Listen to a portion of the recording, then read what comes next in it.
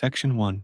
Hey guys, tonight we're going to gently pull back the linen curtain on ancient Egypt, not to admire the pyramids or the pharaohs, but to tiptoe into their bedrooms. Imagine it. You've just finished a long day baking bread under the scorching sun, or perhaps meticulously painting hieroglyphs onto a tomb wall. The sun dips below the horizon, painting the Nile in hues of orange and purple, and you finally lie down on your humble mat, a simple wooden headrest supporting your neck.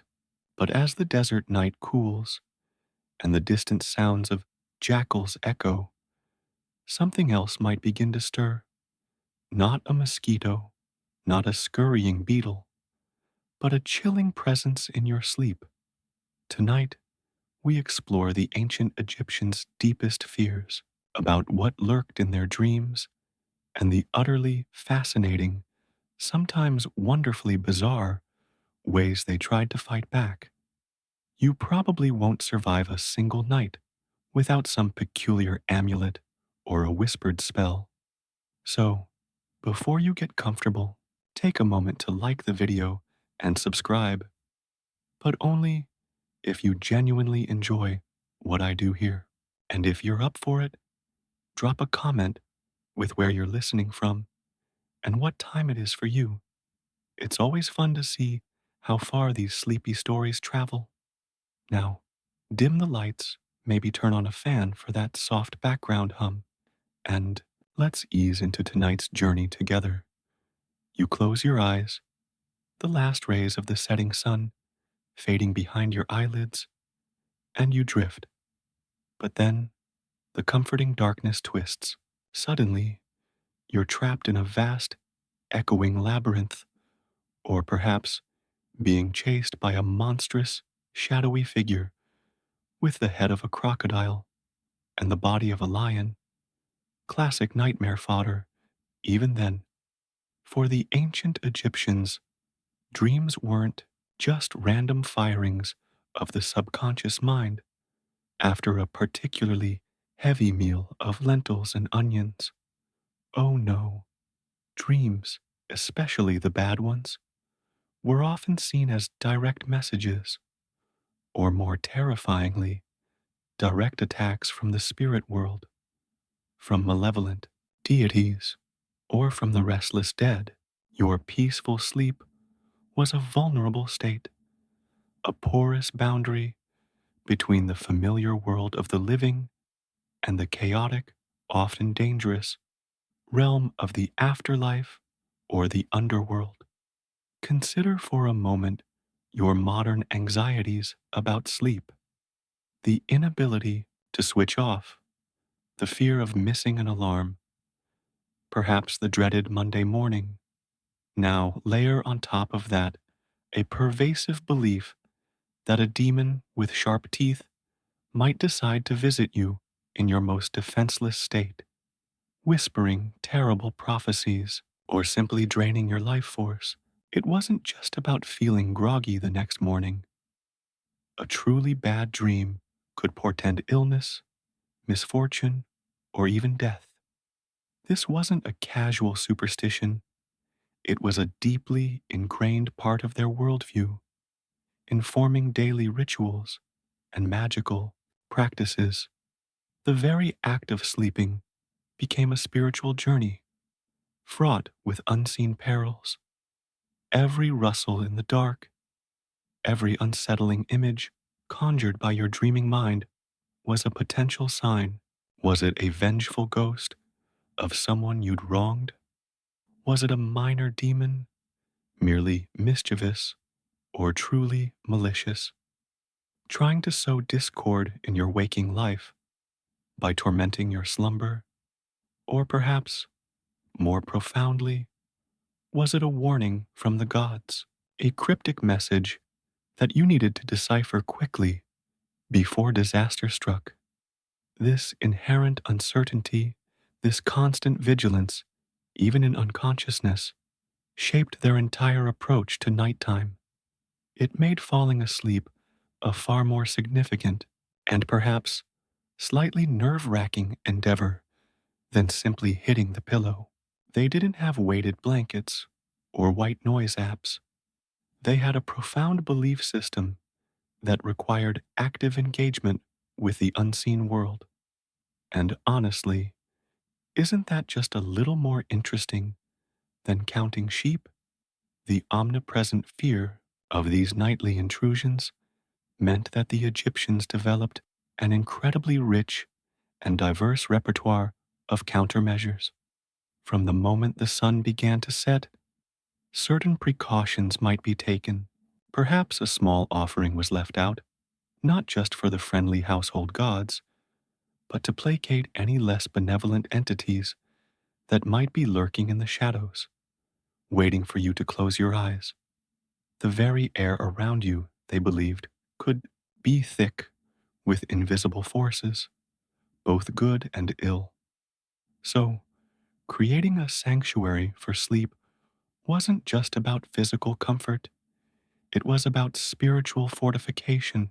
And this leads us beautifully into the next step of their elaborate, often surprisingly pragmatic approach to ensuring a good night's rest.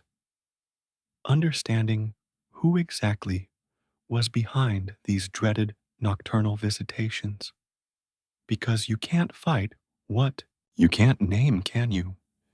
And they had quite the roster of shadowy figures to contend with. So, you're drifting off, and suddenly you're in the middle of a nightmare. Who exactly is orchestrating this terrifying cinematic experience for you? For the ancient Egyptians, it wasn't just a random glitch in your brain's nocturnal processing. Oh no, they had a whole pantheon of potential dream disruptors, ranging from the truly terrifying to the merely annoying. One of the most prominent figures in this shadowy cast was Apep, the serpent demon, the embodiment of chaos and darkness. Imagine a colossal snake constantly trying to devour the sun, God Ra's solar barge, as it traversed the underworld each night. If Apep could disrupt the very journey of the sun, imagine what he could do to your measly little dream. He wasn't just a physical threat, he was a cosmic force of evil, and his influence could certainly seep into your sleep, bringing confusion and terror. But it wasn't just cosmic evil. There were also numerous lesser demons, often depicted as grotesque hybrids with animal heads and human bodies, or twisted, emaciated figures.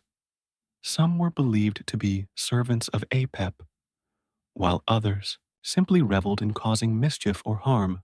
These were the things that might make you wake up in a cold sweat, heart pounding, convinced something unseen was lurking just beyond your vision. One quirky tidbit: some of these lesser demons were thought to be particularly attracted to the scent of fear, meaning a bad dream could actually attract more unwanted visitors. It was a vicious cycle. Then there were the restless dead. If someone had died without proper burial rites, or if they had a grudge against you in life, their spirit might not find peace. And where do restless spirits go to cause trouble? Often straight into your dreams. They might whisper curses, show you disturbing visions, or simply drain your energy, leaving you exhausted and unwell upon waking. This fear of the disgruntled deceased highlights a fascinating aspect of Egyptian belief. The dead weren't just gone, they were still very much a part of the world, capable of interacting, for better or worse, with the living. Historians still argue whether the Egyptians feared the malevolent dead more than malevolent deities, but both certainly played a significant role in their understanding of nightmares. It truly was a comprehensive approach to what could go bump in the night, or more accurately, what could go scream in your sleep. Beyond these direct assailants, bad dreams could also be interpreted as a sign of an imbalance in your own spiritual or physical well being. Perhaps you had unknowingly offended a minor deity or neglected an offering. The dream, in this case, wasn't just an attack, but a warning. It was the universe, or the gods, trying to get your attention, saying, "Hey, wake up, you're messing something up over here." So, a nightmare wasn't always a direct assault. It could be a cryptic message, a cosmic nudging that required careful attention, and, most importantly, interpretation. This leads us to the crucial role of dream interpreters, who are almost like ancient therapists, helping you understand the symbolic language of your terrifying nocturnal experiences. Imagine walking around all day, knowing that the quality of your sleep isn't just about how much you got, but what you experienced while you were out. It's a subtle pressure, knowing that a vivid, disturbing dream might require you to consult a specialist the next morning or perform an immediate ritual. It wasn't just about popping an aspirin and going back to bed. It was about addressing a spiritual crisis. This elaborate understanding of dream pathology meant that the Egyptians weren't just passive recipients of their nightmares. They were active participants in a cosmic struggle for peaceful slumber, constantly seeking ways to identify, understand, and ultimately repel these unwanted visitors. It was a full-time, 24/7 engagement with the unseen world, even when they were unconscious. And if that doesn't make you want to check under your bed, I don't know what will. Given the unsettling nature of these nocturnal visitors, you can imagine how crucial it was to understand what exactly your dreams were trying to tell you. This wasn't just about warding off evil, it was about deciphering the divine. For the ancient Egyptians, dreams were a potent form of communication, a direct line to the gods, the deceased, or even a glimpse into the future. But like any cryptic message, they needed an expert translator. This is where dream interpreters came in, playing a vital role in society. They weren't just fortune tellers, they were often priests, scribes, or wise men and women who had dedicated years to studying the complex symbolism of dreams. You might wake up in a cold sweat, recounting a fragmented, terrifying vision. Perhaps you saw a cat eating a snake, or you were swimming in a river of blood. To us, that sounds like a Tuesday. But to an ancient Egyptian, this could be a profound omen. So, you'd seek out a dream interpreter, someone who possessed a copy of an ancient text known as a dream book. The most famous of these is the Chester Beatty Papyrus III, a fascinating document that lists hundreds of dream scenarios and their corresponding interpretations. Imagine flipping through a very old, very sacred guide to your subconscious. This papyrus, and others like it, contained a vast lexicon of symbols. If you dreamed of seeing a cat, it might be good luck, as cats were revered. But if that cat was eating something, the meaning could flip dramatically.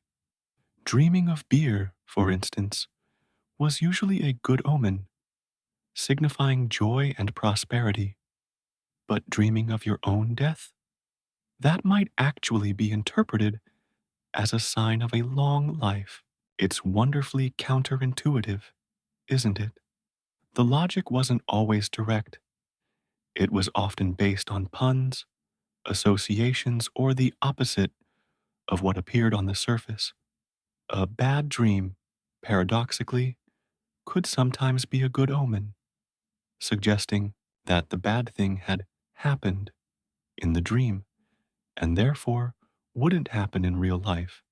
It's a bit like getting your bad karma out of the way while you're asleep.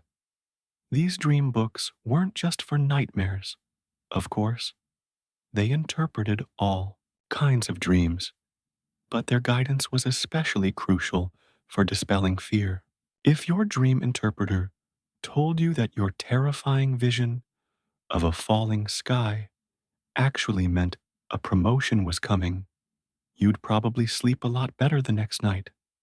Conversely, if your unsettling dream about a broken vase meant impending financial ruin, the interpreter might also suggest a specific ritual or offering to avert the predicted disaster. It wasn't just about understanding the dream, it was about taking action based on its message. Historians still argue whether these dream interpretations were solely about divination or if they also served a psychological purpose, helping people process anxieties and gain a sense of control in a world where much felt uncertain. It's plausible, isn't it? If someone tells you your nightmare isn't a demon attack, but a warning you can act on, that's immediately empowering. It provides a framework for understanding the inexplicable and a path forward. The very act of interpreting and externalizing the fear, giving it a name and a meaning, could be incredibly soothing. So, while you might be picturing someone solemnly reading from an ancient scroll, imagine them also offering a kind of ancient therapy, a calm voice guiding you through the unsettling landscape of your inner world. It was a sophisticated system, far more intricate than just a simple bad dream, bad luck equation, and it provided a vital first line of defense against the anxieties that lurked in the waking, and indeed, the sleeping mind. Beyond deciphering the cryptic messages of dreams, the Egyptians had a more tangible defense: amulets and protective charms. Imagine waking up after a nightmare, heart pounding, and immediately reaching for the small, cool object resting against your chest or tied around your wrist.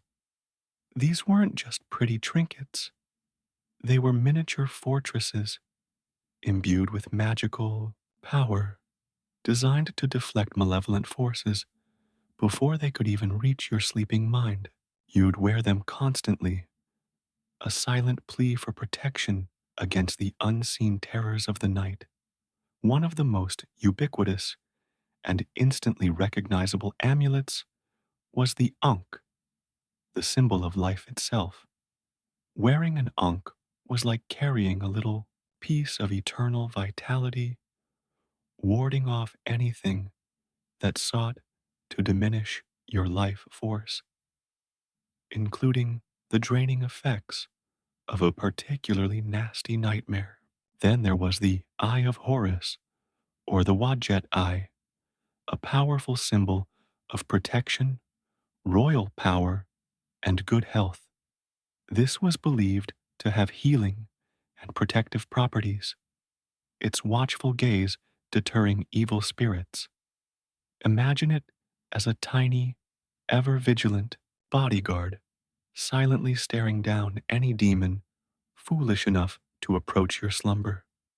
But the protection didn't stop there. You might also find yourself wearing a scarab beetle amulet.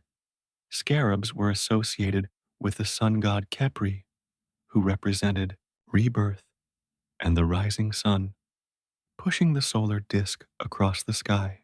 So, a scarab amulet was not only a symbol of renewal, but also a powerful charm against the darkness and the chaotic forces of the night. It was like carrying a tiny sun, ready to burn away any shadows in your dreams. And for those particularly plagued by nightmares, a Taweret amulet might be clutched tight.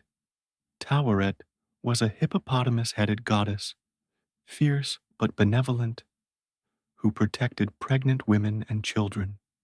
Her fearsome appearance was a shield against evil, ensuring safe passage through the night. She was the kind of tough love guardian you'd want on your side when demons came knocking.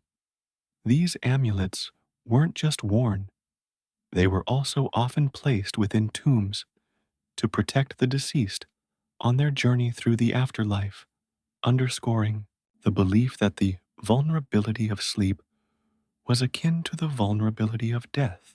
If they worked for the dead, they certainly would work for the living, right? You might even have small amulets made of faience or stone placed strategically around your bed, forming a protective perimeter, a sort of ancient, magical security system.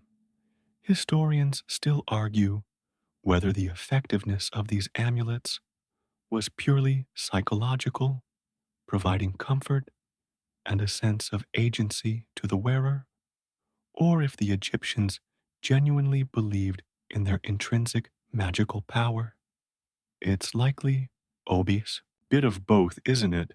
The tangible presence of the amulet, combined with the deep cultural belief in its power, would undoubtedly have brought a measure of peace. It's like how your favorite blanket still makes you feel safe, even though you know it can't actually stop monsters. For the Egyptians, these were not just objects, they were extensions of their faith, physical manifestations of their hope for peaceful slumber. They were your first line of defense, a quiet, constant reassurance that you weren't alone against the terrors of the night. Amulets were a good start, but the ancient Egyptians knew that spiritual protection often began before you even lay down. This led to elaborate rituals of purification before bedtime, designed to cleanse not just your body, but your entire being and your sleeping space from any lingering negative energies that might invite nightmares. Think of it as a spiritual shower, a nightly detox for your soul before you ventured into the vulnerable realm of sleep. You might begin with a physical cleansing, of course, a good wash, perhaps with water drawn from the sacred Nile, was a common practice. But this wasn't just about hygiene, it was symbolic. The Nile was seen as a source of life and purity, and its waters were believed to wash away not just dirt, but also spiritual grime, ill wishes, or the sticky remnants of any encounters with malevolent forces during your day. Imagine splashing cool water over your face and limbs, feeling not just the physical refreshment, but a profound sense of spiritual renewal, literally washing away the worries of the day and any unseen attachments that might follow you into your dreams. Beyond water, certain plants and resins were burned as incense to purify the air and create a sacred atmosphere. Frankincense and myrrh, often used in religious ceremonies, would release aromatic smoke believed to drive away evil spirits and invite benevolent ones.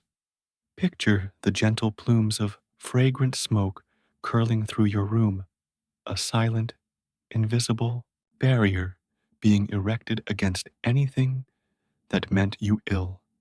The scent itself, calming and earthy, would also contribute to a peaceful state of mind, helping you unwind from the day's stresses. It's a bit like turning on your essential oil diffuser, but with far higher stakes and a much richer spiritual context. Specific prayers or incantations might also be recited as part of this nightly ritual.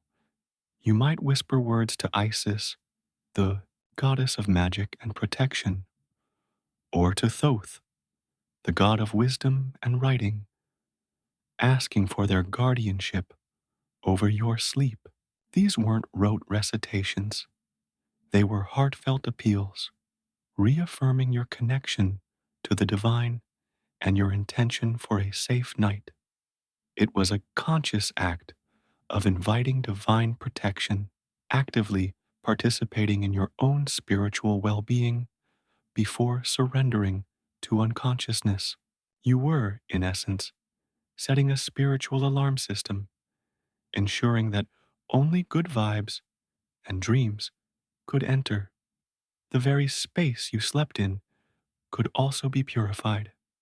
Before you lay down, you might sprinkle natron, a naturally occurring salt, often used in mummification and purification rituals, around your sleeping mat.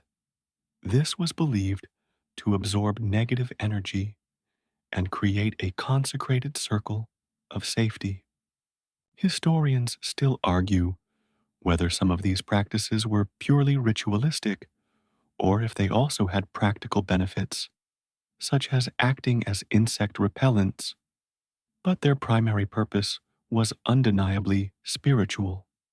These rituals weren't just about feeling better, they were about actively making your environment safe on a spiritual level. They were the ancient Egyptian version of locking your doors and setting your alarm, but for unseen threats, while amulets and purification rituals offered a proactive defense against nightmare inducing entities. The ancient Egyptians also turned to a more tangible, earthly ally, herbal remedies, and poultices. When you're wrestling with a particularly stubborn night terror, sometimes you need something more than just a whispered prayer. You need something you can brew, sniff, or even apply directly.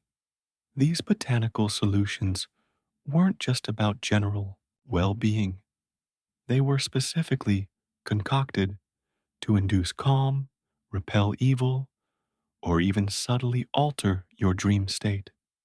Imagine, after a night of unsettling visions, you might be given a soothing herbal infusion. One common ingredient in such concoctions was poppy, which, much like today, was known for its sedative properties.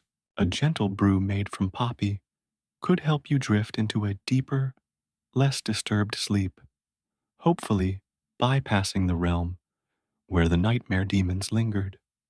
Of course, the dosage was key. Too much, and you'd be out for the count, possibly with even stranger dreams. It's like their version of a mild sleeping pill, but with more ritual and fewer sterile plastic bottles. Another fascinating plant frequently used was willow bark. While we know it today as a natural source of salicylic acid, the precursor to aspirin, the Egyptians likely used it for its pain relieving and anti inflammatory properties, which could indirectly contribute to a more restful sleep by alleviating physical discomfort. Less pain, better sleep, fewer scary visions of your foot falling off, presumably. It was a holistic approach where physical ease contributed to mental peace. But it wasn't just about calming the body. Some herbs were believed to possess magical properties that could directly repel negative forces. Garlic, for instance, was known throughout the ancient world for its strong scent and was often used to ward off evil spirits and protect against illness. You might find a clove or two placed near your bed, or even a small poultice applied to a troubled area, acting as a pungent, spiritual deterrent. It makes you wonder if vampires avoiding garlic was an ancient Egyptian concept that just got a little confused over the millennia. For external applications, lotus flowers were revered not only for their beauty, but also for their calming scent. Extracts from lotus were sometimes mixed into oils and applied to the skin before bed, believed to induce a sense of tranquility and invite pleasant dreams. Imagine gently rubbing a fragrant balm onto your temples, the subtle floral scent preparing your mind for a night free from fear. It was a sensory journey to sleep, combining fragrance with an intention for protection. Historians still argue whether the perceived effects of these remedies were due to their actual biochemical properties or largely placebo. But in a world intertwined with magic, the belief in their efficacy was often enough to make them work. The comforting ritual of preparing and applying these remedies would have been a powerful psychological balm in itself, offering a sense of control over the chaotic landscape of dreams. Now, what if your nightmares were so persistent, so overwhelming, that your little home remedies and personal amulets just weren't cutting it? For the ancient Egyptians, the answer was clear. You sought higher intervention. This is where the concept of sacred sleep temples comes into play. Dedicated sanctuaries where individuals could go to seek divine healing, guidance, and crucially, relief from terrifying dreams. These weren't just places of worship, they were ancient spiritual hospitals, part therapy clinic, part dream retreat, all under the watchful eyes of the gods. The most famous of these temples were often dedicated to deities associated with healing and dreams, such as Serapis, a Greco-Egyptian syncretic deity, particularly popular during the Ptolemaic period, or Imhotep, the deified architect and physician. Imagine traveling, perhaps for days, to reach one of these sacred sites. You'd arrive filled with a mixture of fear and hope, ready to surrender yourself to the divine process. These temples were often grand complexes with courtyards, altars, and designated sleeping chambers where the dream-seeking patients would spend the night. The core practice within these temples was incubation or temple sleep. You would undergo a series of rituals, purification baths, fasting, prayers, and offerings to prepare your body and spirit to receive a divine dream. Then, you would lie down in a designated sacred sleeping area, often on a simple mat, perhaps with specific hymns or incantations being chanted softly in the background. The goal was to induce a dream that would provide the answer to your problem, whether it was a cure for an illness, a solution to a dilemma, or, most relevant to us, a direct intervention to banish your nightmares. It was like going to a spiritual spa, but instead of getting a facial, you were trying to get a direct message from the divine. The priests and priestesses of the temple would act as intermediaries, guiding you through the process and helping you interpret any dreams you received. If you dreamed of a snake, for instance, it might not be a scary nightmare, but a sign of healing, as snakes were often associated with renewal and medicine. They would help you understand the symbolic language of the gods, turning potential terror into profound revelation. It was a fascinating blend of psychology, ritual, and genuine spiritual belief. Historians still argue whether the miraculous cures and dream interventions were genuine divine occurrences or skilled psychological manipulation and the power of suggestion. But for the Egyptians, the results spoke for themselves. Many individuals reported waking up feeling refreshed, cured, and free from their recurring nightmares, convinced that the gods had personally intervened. These sleep temples weren't just about passive reception, they were about active engagement with the divine. You were putting yourself in a space specifically designed to facilitate communication with the gods, creating the optimal conditions for a therapeutic dream. It underscored the Egyptian belief that even something as personal as a nightmare was a matter of cosmic importance, worthy of grand temples and elaborate rituals. It truly shows how deeply integrated spiritual belief was into every aspect of their lives, right down to the quality of their slumber. And perhaps, just perhaps, the calm atmosphere and focused intention helped quiet the mind enough to chase those demons away, even without divine intervention. Beyond the grandeur of sleep, temples, and the tangible comfort of amulets, sometimes the most direct line of defense against terrifying dreams was simply a whispered word. For the ancient Egyptians, spoken spells and incantations held immense power. These weren't just idle mutterings, they were carefully crafted phrases, often invoking the names of powerful deities or specific magical formulas, designed to directly repel malevolent entities or to command a peaceful night's rest.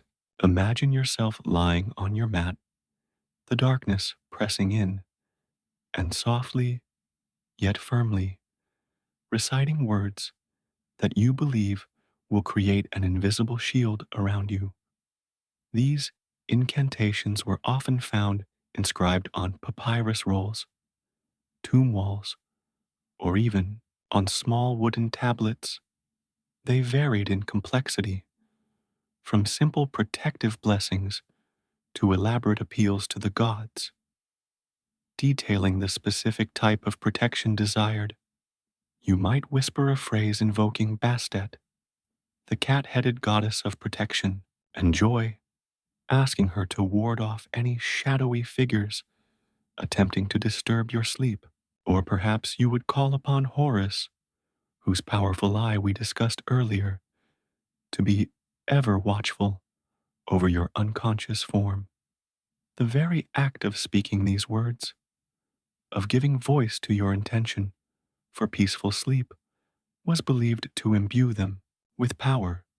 It was like speaking directly to the universe, telling it what you needed. One common type of incantation involved naming the demon or the source of the nightmare. This was a crucial magical principle. To name something was to gain power over it. If you knew the name of the malevolent entity causing your bad dreams, you could directly command it to leave. Of course, this meant you had to correctly identify the culprit, which wasn't always easy, but if you managed it, you could perhaps recite a spell that went something like, "Begone, spirit of darkness, whose name is X. I command you, by the power of Ra, to depart from my slumber." It's a bit like yelling at a particularly noisy neighbor to turn down their music, but with far more ancient magic involved. Sometimes, these spoken words were accompanied by small actions.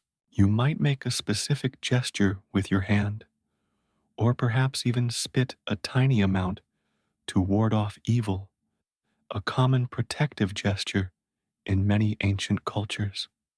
These physical acts reinforce the power of the spoken word, creating a synergistic effect to dispel the dream demons.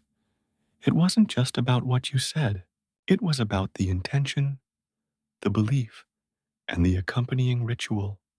Historians still argue whether the effectiveness of these incantations lay primarily in their psychological impact, providing reassurance and a sense of control to the sleeper, or in a genuine belief in their magical efficacy. Given the pervasive nature of magic in Egyptian society, it's safe to say they believed deeply in both. The rhythmic repetition of calming words, combined with the conviction that these words held divine power, would undoubtedly have helped quiet a troubled mind and usher in a more peaceful sleep.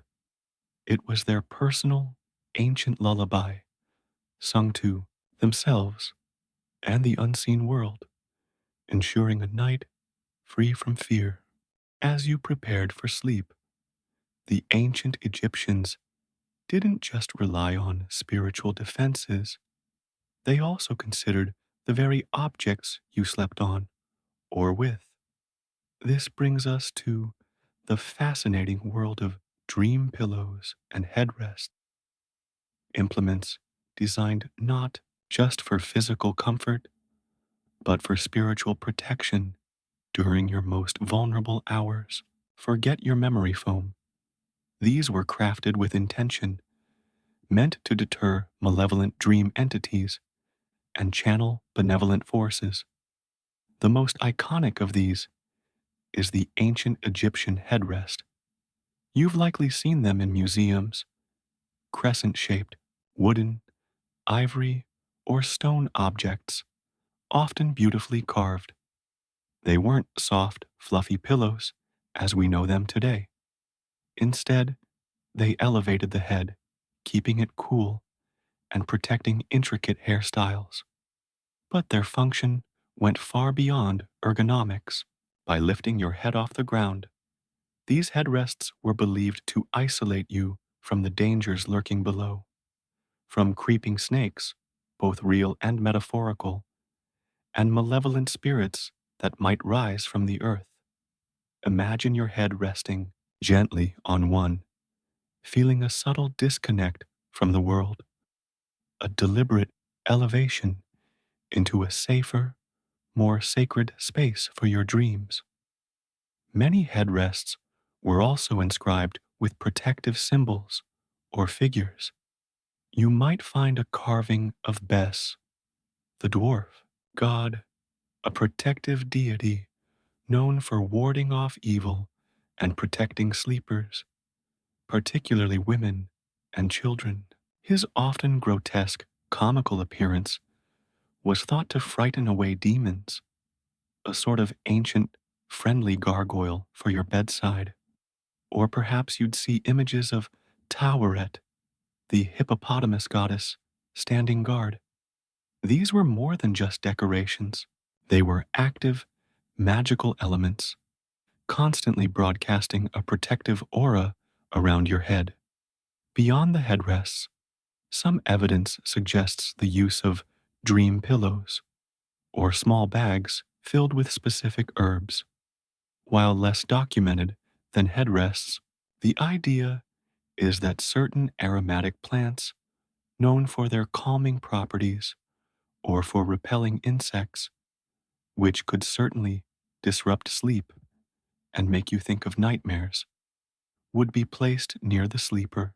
We touched on herbs earlier, but imagine a small linen pouch filled with dried wormwood or mandrake root, used cautiously, of course, as mandrake is potent, tucked beneath your headrest. The subtle scent, combined with the belief in the herb's protective properties, would create a soothing barrier against bad dreams. It's their version of aromatherapy, but with added magical intent. Historians still argue whether the primary benefit of these headrests was physical comfort in a hot climate or their spiritual protective qualities. But for the Egyptians, the two were often intertwined. A comfortable, undisturbed sleep was a protected sleep. The very act of preparing your sleeping space with these specialized items was a powerful ritual in itself, signaling to yourself and the unseen world that you intended for peaceful, safe slumber. These weren't just pieces of furniture, they were tools for navigating the perilous landscape of the unconscious, ensuring that your journey through the night was a calm and uneventful one. Beyond direct magical defenses and personal preparations, the ancient Egyptians understood that maintaining a good relationship with the unseen world was an ongoing daily task. This often meant regular offerings to the unseen, small gestures of respect and appeasement designed to keep benevolent spirits on your side and dissuade less friendly entities from causing trouble, especially in your sleep. Think of it as leaving out cookies for Santa, but instead, you're hoping for peaceful dreams rather than presents.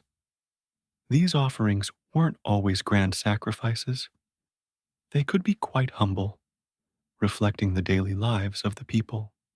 A small bowl of fresh water, a few dates, a piece of bread, or a handful of grain left on a household altar or in a designated spot within the home. These simple gestures were a way of acknowledging the presence of household gods, ancestral spirits, or even minor protective deities who might reside in your home. By providing them with a sustenance, you were building goodwill, ensuring their continued protection, and subtly reminding them that your home was a place of peace, not a playground for nightmares. It was a wine or milk poured out to appease any spirits that might be causing you unrest. These offerings weren't just about getting something in return, they were about maintaining cosmic harmony, ensuring that the boundaries between the living and the spirit world remained respectful. It was a daily act of piety, a small investment in a peaceful night's sleep. Consider the practicalities. In many ancient Egyptian homes, there would be a small niche or a designated corner that served as a domestic shrine. Here, you would place your modest offerings, perhaps lighting a small lamp or an incense stick to accompany your quiet prayer. It was a private moment, a personal connection to the divine, acknowledging that even your dreams were part of a larger spiritual ecosystem. And the beauty of it was that these didn't require immense wealth. A few humble provisions were often considered perfectly acceptable, demonstrating your respect and intent. Historians still argue whether the primary motivation for these daily offerings was fear of punishment or genuine reverence and a desire for protection. It was likely a blend of both, much like many religious practices. You wanted to keep the bad stuff away, but you also genuinely believed in the benevolent power of the gods and ancestors. The consistent act of offering, even a tiny amount, created a routine that would have instilled a sense of security and control. It was a proactive measure, a daily reinforcement of your spiritual defenses. And if it meant one less visit from a shadowy demon in your dreams, it was surely worth a few dates and a splash of water. Wouldn't you agree?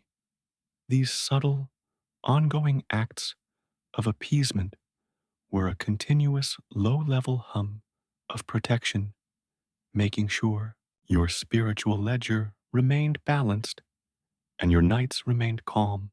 It's fascinating to consider that for the ancient Egyptians, the lines between magic and medicine were incredibly blurred, almost non-existent, especially when it came to something as elusive as a nightmare.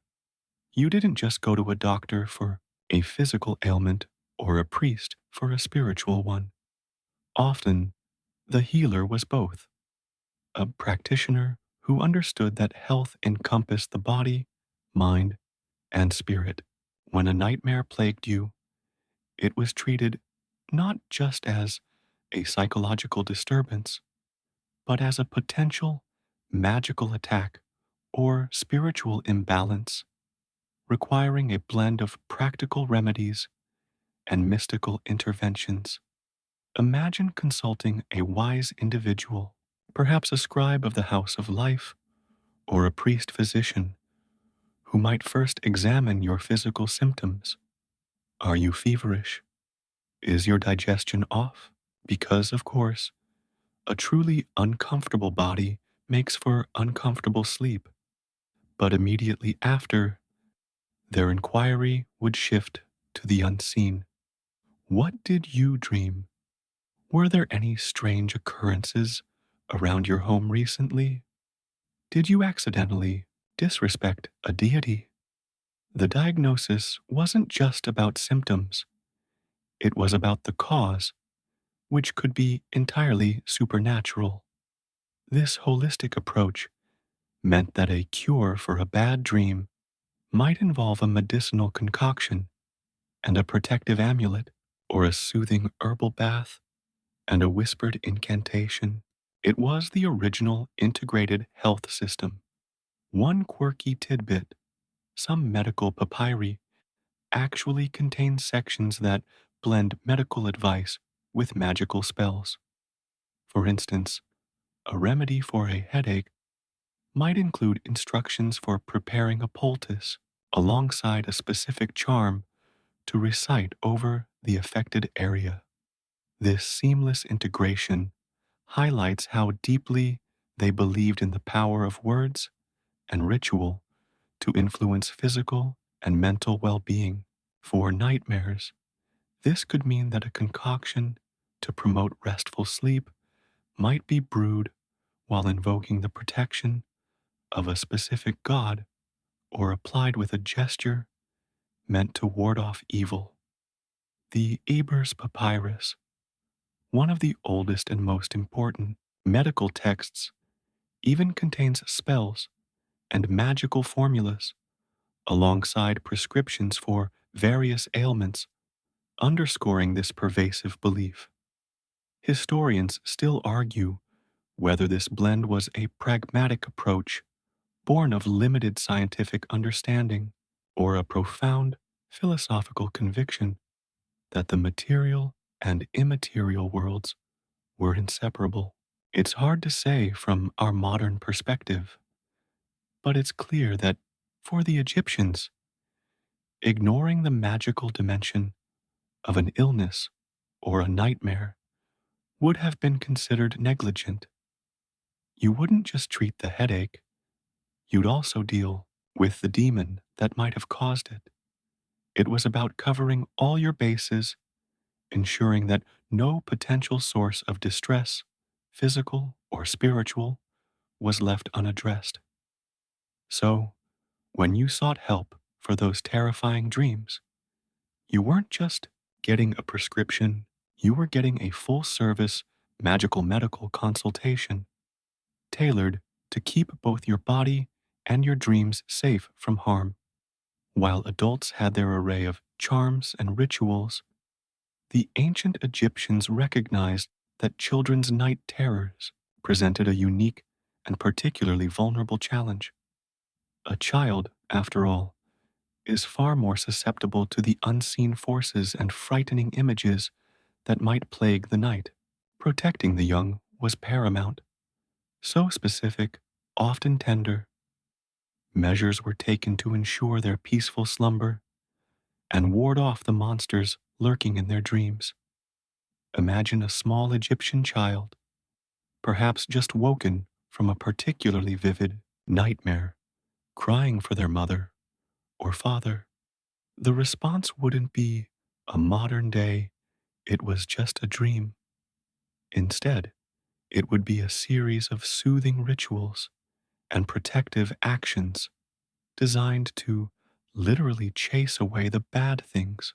One common protection involved placing special amulets often depicting Bes, the benevolent dwarf god we mentioned earlier, directly on the child's bed, or even within their swaddling clothes. Bes, with his fierce but comical face, was believed to frighten away evil spirits and protect the innocent. He was like a child's very own guardian angel, but with a lion's mane and a very mischievous grin. Beyond Bes, small figures of Taweret, the pregnant hippopotamus goddess, were also very popular for children. Her formidable appearance, combined with her nurturing role, made her an ideal protector against any malevolent entity that might try to harm a child or induce a bad dream. She was the ultimate "don't mess with my kids" deity, a powerful force for tender protection. You might find a small Taweret figurine nestled beside a sleeping infant, a silent, powerful guardian against the terrors of the dark. Another tender practice involved the use of bed linen inscribed with protective spells. Imagine a mother embroidering tiny hieroglyphs onto a child's blanket or pillowcase, not just for decoration, but to literally weave a spell of protection into the fabric. These inscriptions might invoke specific gods or contain short, powerful incantations designed to keep bad dreams at bay. It's a remarkably comforting thought, isn't it? That your own bedding was actively working to keep you safe from nocturnal frights. This makes your favorite blanket look a little less impressive, doesn't it? Quirky tidbit. Some sources suggest that rattles, often made in the shape of Bes, were placed in children's cribs or shaken near them before sleep. The noise was believed to scare away evil spirits. So, the sound of a rattling toy wasn't just playtime, it was a mini exorcism designed for a good night's sleep. Historians still argue about the precise rituals performed, but the underlying concern for children's sleep security is abundantly clear.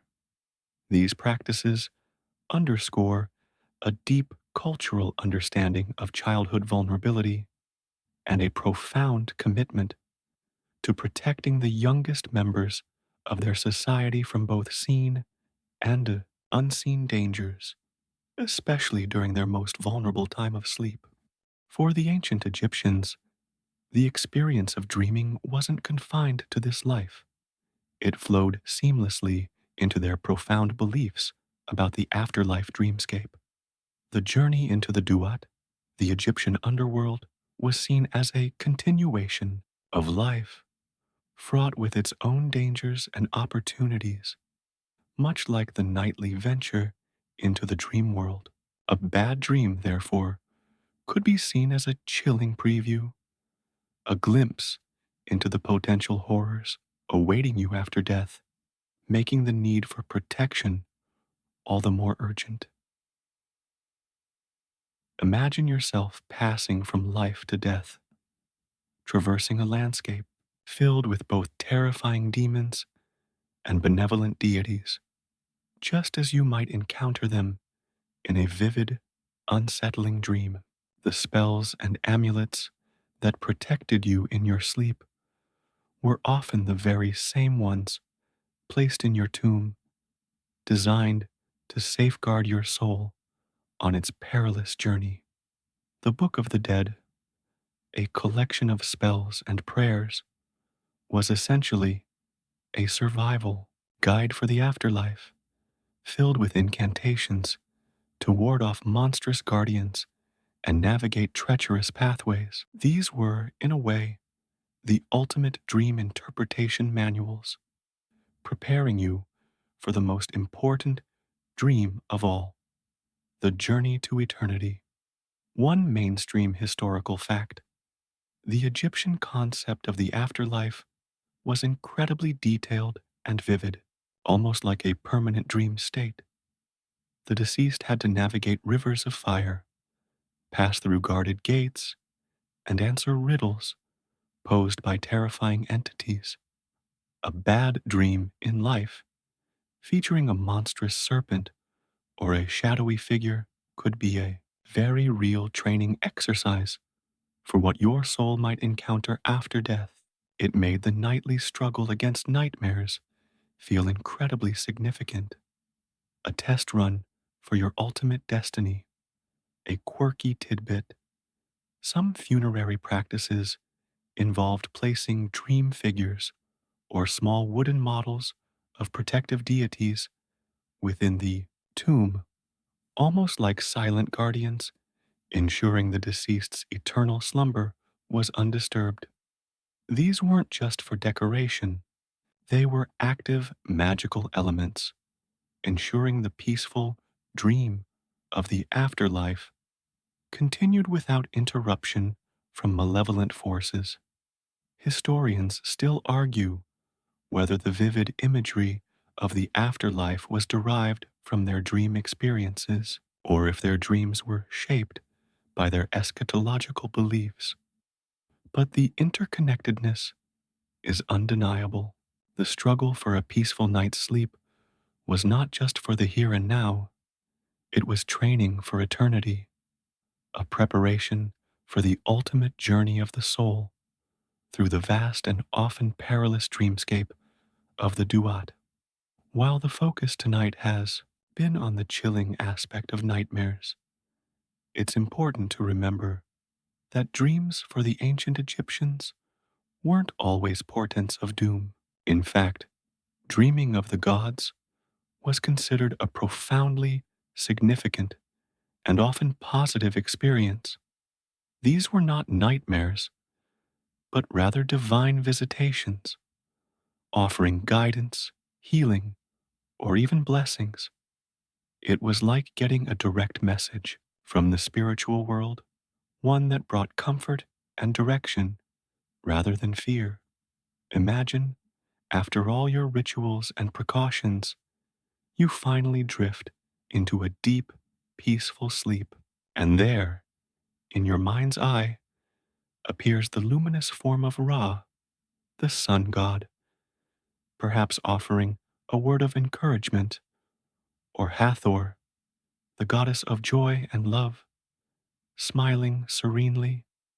These dreams were seen as powerful affirmations, proof that you were in good standing with the divine and that your life was on the right path. It was a cosmic pat on the back, a divine, well done. The implications of such dreams for the dreamer were immense, often leading to acts of gratitude, special offerings, or a renewed sense of purpose. These positive dreams could also be a source of direct practical advice. A god might appear in your sleep to reveal a cure for an illness, guide you to a hidden treasure, or even warn you of an impending danger in your waking life, allowing you to take preemptive action. It wasn't just vague spiritual comfort, it was tangible, actionable information delivered straight to your subconscious. Think of it as receiving divine memo, far more reliable than your daily papyrus. A mainstream historical fact. Pharaohs and high priests often sought these divine dreams for guidance on important state matters, such as building projects, military campaigns, or religious reforms. The dream texts of Pharaoh Thutmose IV, for instance, describe how the Sphinx appeared to him in a dream, promising him the throne if he cleared the sand from its paws. Whether it was a genuine dream or a cleverly crafted political narrative, it shows the immense power attributed to such divine encounters. A quirky tidbit. Sometimes, if someone desired a specific divine dream, they would perform rituals and sleep near cult objects or statues of the god they wish to communicate with, hoping to induce a direct message. It's like sleeping with a textbook under your pillow. But instead of cramming for a test, you're hoping for divine wisdom. Historians still argue about the exact nature of these experiences. Were they vivid hallucinations, deep meditations, or genuine spiritual encounters? Regardless, for the Egyptians, these dreams were very real, very powerful, and a beautiful counterpoint to the terrifying realm of nightmares, reminding them that the unseen world also held immense benevolence and wisdom. So, we've journeyed through the unsettling and often peculiar world of ancient Egyptian dream fears, from monstrous serpent demons to grumpy ancestral spirits. But ultimately, all these elaborate rituals, amulets, spells, and temples shared a single, profound goal: the legacy of peaceful slumber. For a civilization so deeply concerned with cosmic order and the journey of the soul, achieving a calm, undisturbed night's rest wasn't just a comfort, it was a fundamental pillar of well being, a crucial preparation for both the waking world and the eternal one. Imagine the relief, the profound sense of security that came with knowing you had taken every possible precaution. You'd purified your space, invoked the protection of mighty gods like Bastet and Bes, perhaps even sipped a calming herbal brew. Your head lay on a sacred rest, a tiny guardian against the unseen, and your dreams, if they came, were hopefully filled with benevolent visions of the Nile or divine messages, rather than terrifying encounters with Apep. This wasn't just about reacting to bad dreams. It was about proactively cultivating an environment of spiritual safety. It was about creating a nightly ritual that calmed the mind and reassured the soul. This comprehensive approach to sleep highlights a fascinating aspect of ancient Egyptian thought: their unwavering belief in the interconnectedness of all things. Your physical health, your spiritual well being, your daily actions, and even your dreams were all part of a grand, intricate tapestry. A disturbance in one area could affect another, and a bad dream was often a signal that something, somewhere, was out of balance. Their solutions, therefore, were equally holistic, addressing the physical, the emotional, and the purely magical dimensions of their existence. It's a level of integration that we, in our often fragmented modern lives, might find surprisingly insightful. Historians still argue about the precise balance between genuine magical belief and psychological coping mechanisms in these practices, but perhaps that's a modern distinction. For the Egyptians, the magic was the psychology, and the psychology was the magic. The comforting presence of an amulet, the soothing rhythm of a whispered prayer, the tangible act of leaving an offering, all these actions would have instilled a profound sense of control and peace in a world that could often feel arbitrary and dangerous. It was a sophisticated system designed to shepherd the vulnerable sleeping mind through the perils of the night, ensuring that every Egyptian, from pharaoh to farmer, could hopefully drift off into a truly peaceful, dream-filled slumber. The moon is high now, casting long, soft shadows. The sounds of the day have faded, replaced by the gentle hum of the night.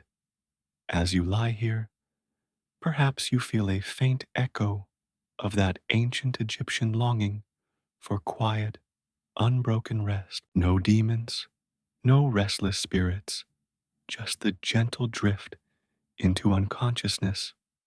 The worries of tomorrow can wait. The unseen world can keep its distance. For tonight, all you need is a peaceful breath, a soft sigh, and the quiet promise of sweet, undisturbed dreams. Just ease into the stillness.